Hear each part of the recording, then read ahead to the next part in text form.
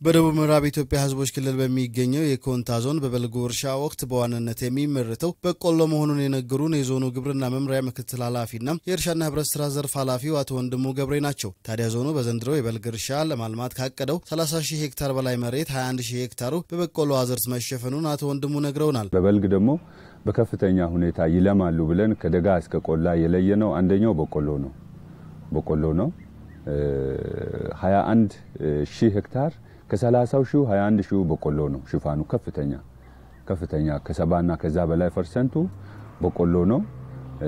ቀጥሎ ሩዝን ሰልጥን ማሾን አቅደናል። በሎቆም የበልግ አካል ነው። እንግዲህ የመጀመሪያ ደረጃን የሚይዘው ከማሳ ሽፋንም ካፈጻጸምም ከፖቴንሻልም ከመልማት አቅምም አንፃር በቆሎ ነው በልግ ላይ እንደ ዞናችን። ከዞን እስከ ቀበሌ ያሉ የግብርና ባለሙያዎች ከዚህ ቀደም በተሻለ መልኩ ለአርሶ አደሮች ድጋፍና ክትትል እንዳደረጉ ያነሱት ምክትል ኃላፊው ዘመናዊ የግብርና ቴክኖሎጂዎችን በአርሶ አደሩ ውስጥ በማስረጽ ምርትና ምርታማነትን ለማሳደግ በትኩረት እየሰሩ ስለመሆናቸው ገልጸዋል። በኩታ ገጠም አርሶ አደሮችን በማቀናጀት ለእርሻ ምቹ በመሆን መልኩ ምርትና ምርታማነት ሊያሳድግ ምቹ ሁኔታ በመፍጠር መልኩ ወደ መሬት ያወረድንበት ሁኔታ ነው ያለው። ከዚህ ጋር ተያይዞም ሌሎች ቴክኖሎጂ ማሳደጊያዎችንም ሜካናይዜሽን ከኋላ ቀር እርሻ በመላቀቅ ጊዜን ጉልበትን ወጪን የሚቆጥብ ሜካናይዜሽን እርሻ አርሶ አደር ከፋላት ጋር ተቀናጅተው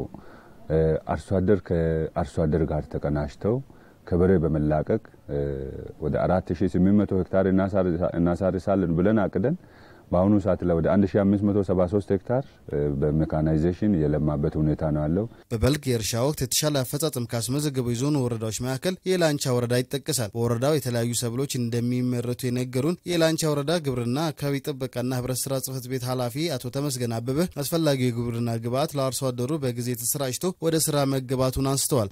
ከፍተኛ ምርት ነው ዘንድሮ የምንጠብቀው። እንደ ወረዳችን ዘንድሮ ምርጥ ዘርም ማዳበሪያም በጊዜው ለአርሶ አደሩ አሰራጭተናል። በዛው ልክ እንግዲህ የተሻለ ምርት እንጠብቃለን። እስከታች ያለው የባለሙያ ምክር ሀሳብም እጅግ በጣም ጥሩ ክትትልና ድጋፍ ለአርሶ አደሩ እያደረጉ ያሉበት ሁኔታ ነው ያለው። ምንም ችግር የለውም። ዘንድሮ በጣም የአዝመራ ወቅቱም በጣም የተሻለ ነው። ካነጋገርናቸው የዞኑ አርሶ አደሮች መካከል በላንቻ ወረዳ የኮንታ ገነት ቀበሌ ነዋሪ የሆኑት አርሶ አደር ታፈሰ ገባቦና የዓለም ወርቅ መስፍን በዘንድሮ የበልግ እርሻ ወቅት የግብርና ባለሙያዎች እገዛ ላቅ ያለ እንደሆነና ከፍተኛ ምርት ለመሰብሰብ መዘጋጀታቸውን ነግረውናል። በመስመር በትክክል ተክላችሁ ማዳበሪያ እንዲመስሎ ማለት በራሱ እጅ ሰፍሮ አይቶ ይሄን በቆሎ ብታይ በሌላ ቦታ አይደለም በ7 እስከ 7 ልጅ የሚወለድ በቆሎ ተመርምሮ የመጣበት በምርታማበት በአገር ክፍለ ሀገር ገስቶ ያመጣበት ቦታ ላይ እኛን በትክክል ያመሩን ለውጥ እንዲገኝ ብለን አሁን ሊያገኝ ብዙ ተስፋ አለ። ከዞንም ከወረዳም በጣም ይከታተሉናል። የቀበሌ አመራሮቻችንም ጀግና ናቸው። ግብርና ባለሙያዎቻችንም ጀግና ናቸው። የወረዳ አካሎችም ጀግና ናቸው። አይደለም እዚሁ ቁጭ ብለው ነው እኛን እየተባበሩ ያለውን ስንዘራም ተከትለው በዚህ አድርጉ በዚህ ስሩ በዚህ አድርጉ እያሉ ዘርም በወቅቱ ያመጡልናል፣ ማዳበሪያም በወቅቱ ያመጡልናል።